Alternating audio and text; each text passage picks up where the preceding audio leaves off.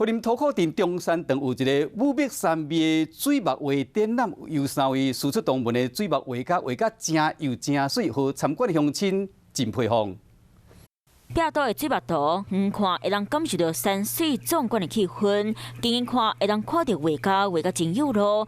我覺得3位老師都非常的厲害，他們各有專長。